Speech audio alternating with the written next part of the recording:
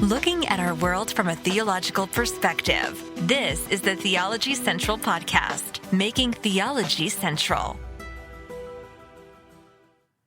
Good afternoon, everyone. It is Sunday, July the 4th, 2021.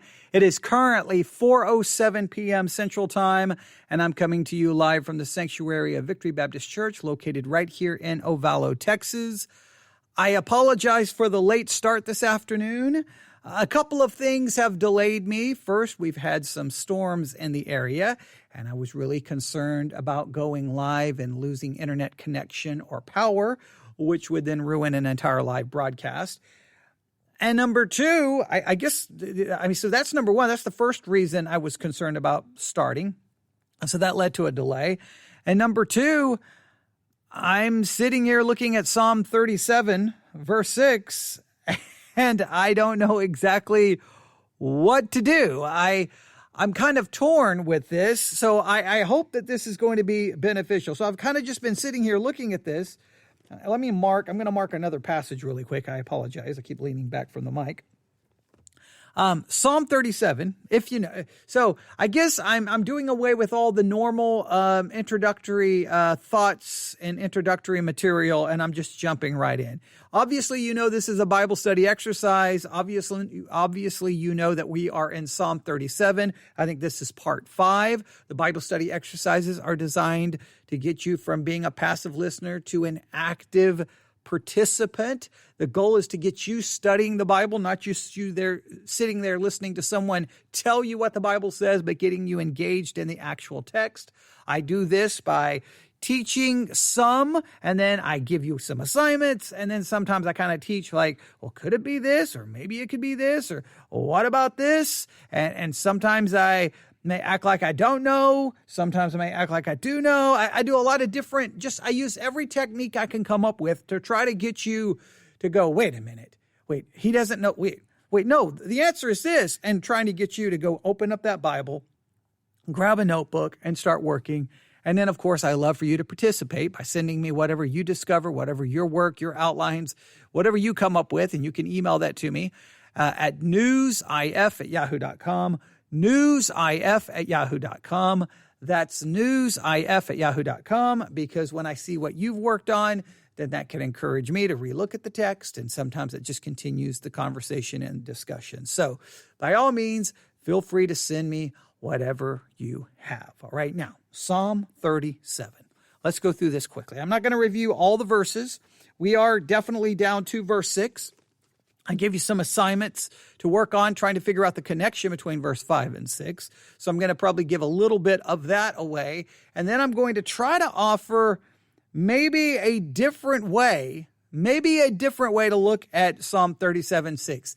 And let me make it very clear, I am not being dogmatic with the thoughts that I have. I'm just going to throw them out there for your consideration, and at least consider it from this different perspective. You'll see what I mean in a minute. Psalm 37, let's jump in. All right.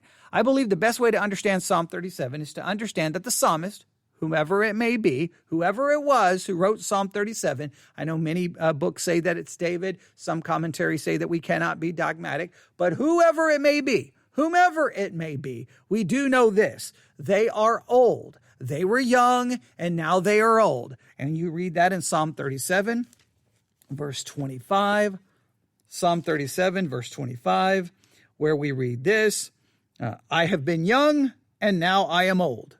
There you have it. And so what we have in Psalm 37 is the wisdom of someone who is older. They are older not only physically, but I think they are also older in their walk with the Lord. They've been walking with the Lord for some period of time. They are older. They have seen things. And so in Psalm 37, yes, under the inspiration of the Holy Spirit, we are given the wisdom coming from someone who has been around and have seen many things. And so we should consider and take heed to that wisdom. There's a lot of things that they've given us so far. A lot of things this psalmist has given us so far. I'm not going to review it, but I am going to go back to verse 5, because I believe verse 5 and 6 are connected in some way. Now, you could possibly argue is verse 1, 2, 3, 4, 5, listen, let me state it this way, is verse 6 the conclusion of the thought, or it's kind of the dramatic conclusion of the thought that's being built in verse 1, 2, 3, 4, and 5. Now, that's a possibility which we have not even entertained as of yet. So let's look at it from that perspective, okay? Psalm chapter 37. Now, I didn't want to go back and do this, but I'm going to try to take us from verse 1 to verse 6 to see if verse 6 brings about some kind of a conclusion, or is verse 6 simply attached to verse 5? I think maybe we have to see it as simply being connected to verse 5, but let's go through this. All right, Psalm 37:1. The wisdom of this older person who's been around for a while. First thing he wants us to know is, hey, stop getting so upset about those who do evil. Stop getting so upset, and don't find yourself becoming jealous of them. Don't be filled with, and the King James says, fret not thyself because of evildoers, but don't be angry, don't be burning with rage, and don't find yourself being jealous and envious of those who do evil. Don't let that happen to yourself. Number two, why? Because if you have an eternal perspective, you'll realize soon they're going to be cut down. From an eternal perspective, no matter how long they live physically, from an eternal perspective, it's going to be soon, and they're going to be cut down. Judgment is coming. So instead of being angry and fretting, or instead of being angry and jealous, do this. Trust in the Lord and do good. Trust in the Lord and do good. Not only trust in the Lord and do good, delight yourself in the Lord. Delight yourself. Have a heart that is soft and palatable and, in a sense, effeminate and dainty. That's literally what the Hebrew word there is, for the things of God. Right? Do that instead. And then, verse 5, commit thy way unto the Lord. Take your way, your life, your path, the journey you're on, and roll it onto the Lord. Give it unto the Lord. Say, here is my path, here is my journey, here is my walk, and I hand it over to you. I roll it over to you. Trust also in him, and he shall bring it to pass. What will he bring it to pass? He's going to bring your journey to pass. He is the author and finisher of your faith. He started your spiritual journey, and he will bring it to an end. So roll it over unto him. Now, that brings us to verse 6. And he shall bring forth thy righteousness as the light, and thy judgment as the noonday. Now, what is this verse? So many questions. So it appears, let's try to think about this. The psalmist seems to be, if we understand verse 1 and 2, kind of setting up the idea, hey, there's going to be evil people in the world, and you're going to and at times they're going to make you angry, and at times you may be envious of them. Don't get all bothered with them. They're going to be cut down. In the meantime, what you need to do is trust in the Lord, do good, delight yourself in the Lord, and he's going to give you the desires of your heart, and commit your way, roll it over unto him, right?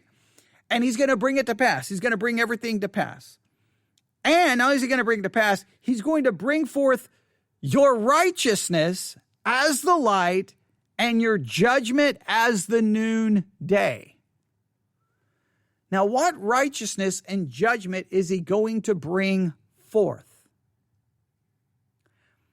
Now, if everything here, if, and I stress if all of these verses hinge on this idea that, look, you're having some major issue with these evil people are causing you all kinds of problems, these evil people are saying all these things about you, then, and if every verse is kind of, in a sense, responding to that reality, here's the reality you're going to live with. Like, here's someone older. Here's the reality. As you try to live this Christian life, as you try to walk this Christian path, you're going to find yourself dealing with ungodly, wicked people in an ungodly, wicked world. And you're going to find yourself at times becoming angry. And you're going to at times find yourself being filled with envy. Remember, they're going to be cut down. Now, instead of doing that, replace it with all of these other things. And ultimately, the Lord is going to bring forth your righteousness and your judgment. So is this a conclusion of all of it what went before, or is it just a conclusion of verse 5? Verse 5 is, hey, you roll over your way to the Lord. You roll it over to him. You trust in him. He's going to bring your journey to its conclusion. And in so doing, he's going to bring forth your righteousness and your judgment. Or is it a possibility that it's not just it's all of it, or is it just verse 5? So what is it a conclusion of? Is it a conclusion? Well, I think to answer this question, we need to figure out exactly what righteousness and judgment is being brought forth, and how do we understand this? So let's look at this. Let's look at verse 6 in a number of translations and see if we get any clues here of maybe what's going on. New International does it this way. He will make your righteous reward shine like the dawn, your vindication like the noonday sun. He will make your righteous reward shine. So it's almost like, hey, these wicked people are going to be there. You know what? Now I'm going to try to put this together with all of the verses that come before. Hey, these wicked people are going to cause you all these problems. At times you're going to be envious. You know what? They're going to be cut down. You trust in God. You do good. You delight yourself in the Lord, and you roll your ways over unto him, and you trust in him. He's going to bring it to pass, and he's going to bring to you a righteous reward, and the NIV, and he's going to vindicate you. He's going to vindicate you, almost with the idea that, hey, these wicked people may say all kinds of things about you. They may do all things about you. You just keep following and trusting in God, and he will bring to you a righteous reward, and he will vindicate you against all of the things people have said. Okay, maybe, I think maybe I can kind of see that. New Living Translation. Now, the New International, he will make your righteous reward shine. So that sounds like a righteous reward. He's going to make that reward shine. New Living Translation seems to kind of go in a different direction. He will make your innocence radiate like the dawn, and the justice of your cause will shine like the noonday sun. So it's like, hey, you're going to be living amongst all of these evil people. You trust, you commit, you delight, you do the things that he has stated here. And then the dramatic conclusion, he's going to bring forth your, as it says, your innocence. He's going to make your innocence radiate like the dawn, and the justice of your cause is going to shine like the noonday sun. He's going to demonstrate to everyone that you were innocent and that you were right and that your cause was just. Okay. I kind of see that. The ESV. He will bring forth your righteousness as the light and your justice as the noonday. Right? The ESV just says he will bring forth your righteousness. Berean Study Bible. He will bring forth your righteousness like the dawn, your justice like the noonday sun.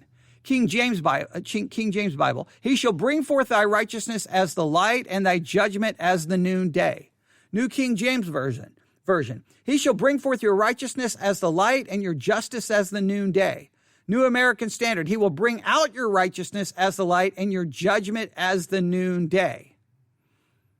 All right. That's kind of helpful. The Amplified Bible does this. He will make your righteousness, your pursuit of right standing with God, like the light, and your judgment, my iPad's opening up a new window, and your judgment like the shining of the noonday sun. So here, your righteousness here is your pursuit of right standing with God. So you do these things, and then ultimately God is going to bring forth your pursuit of a right standing with God. It's going to make it shine like a light, and your judgment like the shining of a noonday sun. Still not super helpful, all right? So let's do this. Let's look at a couple of commentaries here and see how they handle this and what they have to do, all right? That one is no help.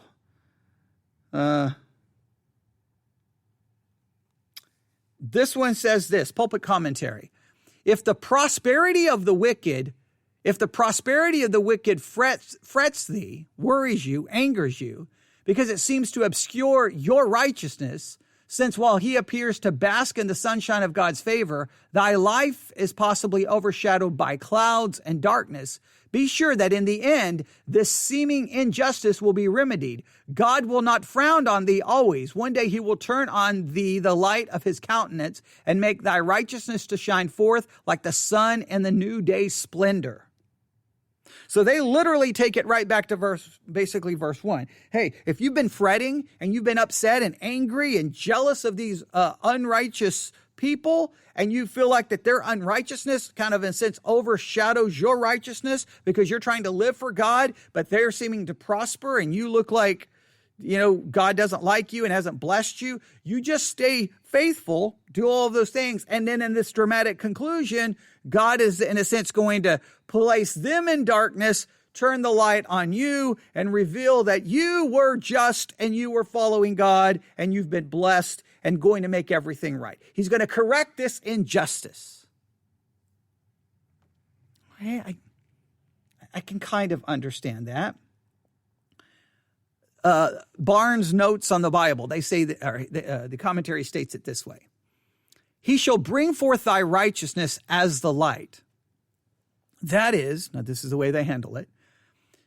If you are slandered, if your character is assailed, and it seems for thee to be under a cloud, if reproach comes upon you from the devices of wicked people in such a way that you cannot meet it, then if you will commit the case to God, he will protect your character. He will cause the clouds to disperse and all to be as clear in reference to your character and the motives of your conduct as the sun without a cloud. There are numerous cases in which a man cannot meet the assaults made on his reputation, in which he cannot trace to its source a slanderous accusation, in which he cannot immediately explain the circumstances which may have served to give the slanderous report an appearance of probability, but in which he may be perfectly conscious of innocence. And in such cases, the only recourse is to commit the whole matter to God, and there is nothing that may be more safely left with him, nothing that God will more certainly protect than the injured reputation of a good man. Under his administration, things will ultimately work themselves right, and a man will have all the reputation which he deserves to have. But he who spends his life in the mere work of defending himself will soon have a reputation that is not much worth defending. The true way for a man to do this duty, to do right always, and then commit the whole matter to God. And thy judgment, thy just sentence, that is, God will cause justice to be done to your character. So what they're saying is that you're dealing with these lost people, and they're going to make all these accusations against you. And you're not, and in many cases, you're in a situation where you cannot truly defend yourself. You cannot truly explain yourself. And even if you if you spend all of your time trying to prove yourself, ultimately it's not going to matter anyway. Ultimately, it's only going to hurt you. So sometimes all you can do is commit your way to God, do what's right, and that ultimately God will make it all better and fix all of it. And he will reveal you being righteous. Okay, if we look at it that way, then I think in some ways verse 6 is a conclusion to all that came before it. I also think that what's very key to verse 6 is that you've got to roll your way over to unto the Lord. They commit thy way unto the Lord. You've got to take your way, your issue, and roll it onto the Lord and trust in him. And then ultimately, he will make it all right. Okay, that seems pretty straightforward, right? Hey, you're out there, you see this wicked, evil world, you have to deal with it. At times, you may end up being frustrated by it. At times, you may have to deal with accusations and people saying things about you. Just roll the whole way over unto the Lord, trust in him, and ultimately, your righteousness, your innocence is going to be brought forth, and you're going to be there's going to be a judgment that declares you, as this commentator states it, your sentence. God is going to cause justice to be done in your character. Ultimately, a just sentence will be declared about you. Okay, I can see this, but here's my question. I want you to really, really, really, really, really, really, really think about this. No matter how just you may think you are, no matter how just you even really are, we all know that you're really not that righteous and you're really not that just. No matter how right and just you may appear to be, we all know that ultimately you are a sinner and there is plenty of unrighteousness and plenty of things not just about yourself and just about your cause and just about your efforts and just about your motives. So just hear me out here, okay? I can be completely wrong. Now, in the context of the psalm and the psalmist, I think that there is, look, when people do these things, now let's start with this. On one level, what the psalmist is saying, there is a level of truth to it. And this, that, you know what? Sometimes when all of this is going bad, there's very little you can do.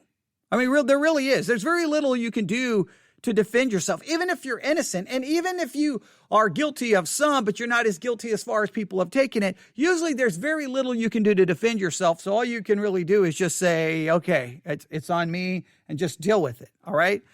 So let's say on one level, there is an element of truth here. Trust in God, and God will ultimately make the situation right. Now, you could argue that that this is not I don't think we can make this a guaranteed situation.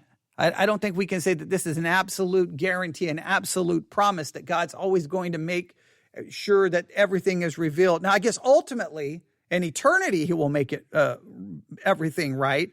I don't know if from an earthly perspective, but let's say, okay, there's a general principle to this. When everything goes wrong, do all of these other things. Trust in the Lord, delight yourself in him, do good, commit your way, do all of those things. All right. There is very practical information there. But I want to take it a step further. Because I know just deep down that no matter how good we may think we are, ultimately we are a mess. And that sooner or later someone can find something that will demonstrate that you're not that righteous, and demonstrate maybe that should not be declared just, that your character isn't perfect. There's plenty there to hold against you. And then not only that, what do you do in situations where you were wrong and you were guilty? What can be done here? Well, I think we can, that from a New Testament theological perspective, we have to at least include this idea, or at least consider this idea. I'm not saying that we force this idea into Psalms 37, but we at least consider this, saying, okay, here's what the psalmist seems to be saying. But if we broaden our understanding of this kind of concept, there is a part here that would be there would be a unique application here that's very much relies on some other scripture. And that is, I want you to hear this, the idea of imputed righteousness. Now, imputed righteousness is the idea that the perfect righteousness of Jesus Christ is imputed to me by faith. So that ultimately, what will ultimately be revealed is that I am a good and faithful servant, that I am in a sense holy, that I am in a sense right, not because I'm practically am, because practically there's always going to be something, but that because of Christ's imputed righteousness, God can at a time bring out my righteousness if I'm trusting in him. If I commit myself to him and I commit my way to him and I'm relying on him, God will bring forth that righteousness because I am clothed and covered in the perfect righteousness of Jesus Christ. So who can bring any charge against God's elect? It is God who justifies. No one can bring any charge against me. No one. The wicked can talk about me and say all kinds of things bad about me, and there may be some truth to it, but in Christ, I'm covered. Now, I'm not saying this excuses sin. I'm just saying that I think that we also have to understand the imputed righteousness concept. Let me give you an example. Go to Romans chapter 4, where this imputed righteous idea shows up. Romans chapter 4, verse 1. What shall we say then that Abraham our father, as pertaining to the flesh, hath found? For if Abraham were justified by works, he hath wherewith to glory, but not before God. If Abraham was justified by the things he did, he could glory. If all this is in Psalms is, you know what, I'm actually innocent and right, I'm going to trust in God, and then ultimately God's going to bring forth and show everyone my innocence and show everyone my righteousness, well, it would be ultimately me being able to glory in that. Now, I'm not saying that there's not an application for that idea, but I'm just saying that there's another concept here. Verse 3, for what saith the scriptures? Abraham believed God, and it was counted unto him for righteousness. Not now to him that worketh is the reward not reckoned of grace, but of debt. Hey, if God did things based off, well, look, you did all of these good things. Now I'm going to reward you with, in a sense, righteousness. Well, then it's almost like I'm owed that. It's my wage. It's like I did this. Now you have to give this to me. But that's not how this works. Verse 5, but to him that worketh not, but believeth on him that justifieth the ungodly, his faith is counted for righteousness. When I believe, then that righteousness is imputed to me, and I'm declared to be righteous, even though I don't have the works that would declare me to be so. And then I think it's interesting, even as David, now if Psalm 37 is of David, and we know that if it was of David, we have to know this. David, ultimately, his righteousness could not be brought forth. Ultimately, he could not be declared right in a just ruling, because now maybe in his dealings with Saul, he could be. But ultimately, guess what happens? Even if you say, well, when David was dealing with, Saul trying to kill him, look how he handled himself. See, ultimately, it was revealed that David was right.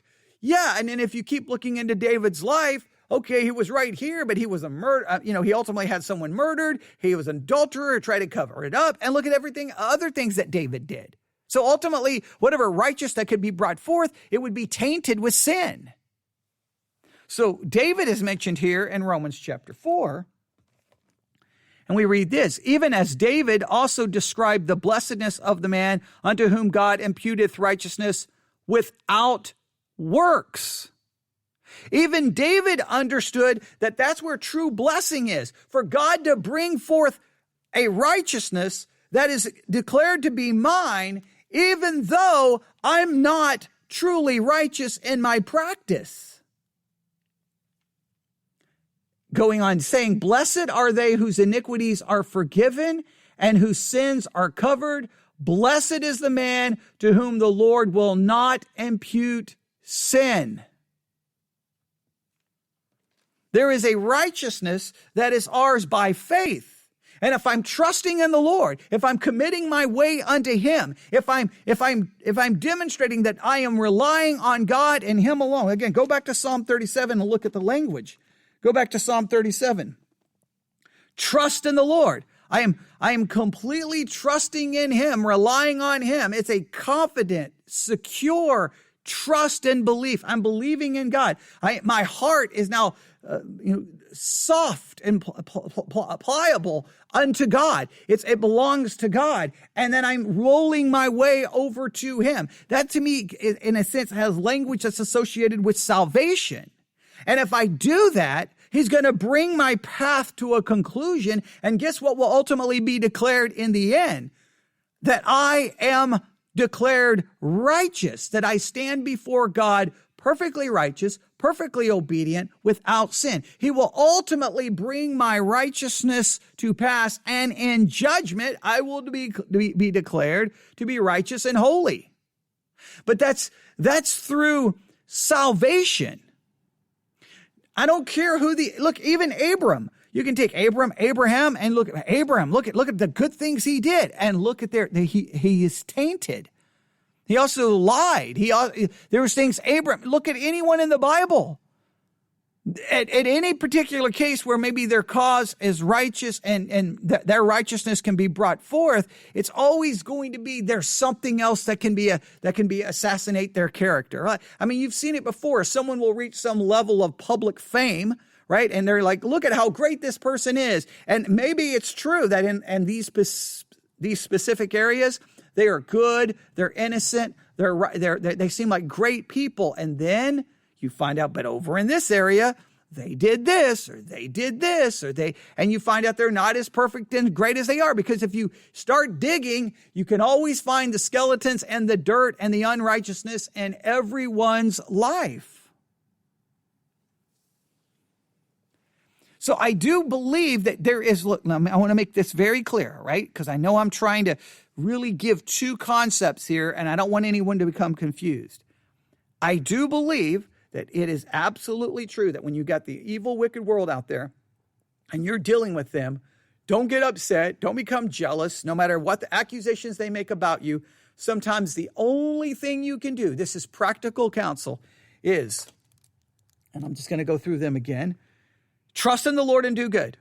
Trust in the Lord and do good. Trust in God, right? You're not trusting yourself. You trust in him and do good. Delight yourself in the Lord. Again, your heart is soft, pliable, dainty, effeminate. It's open to the things of God, all right? Then commit, roll your way over unto the Lord. Trust in him, and he will bring it to pass. And what will he ultimately do? He shall bring forth your righteousness as the light and thy judgment as the noonday.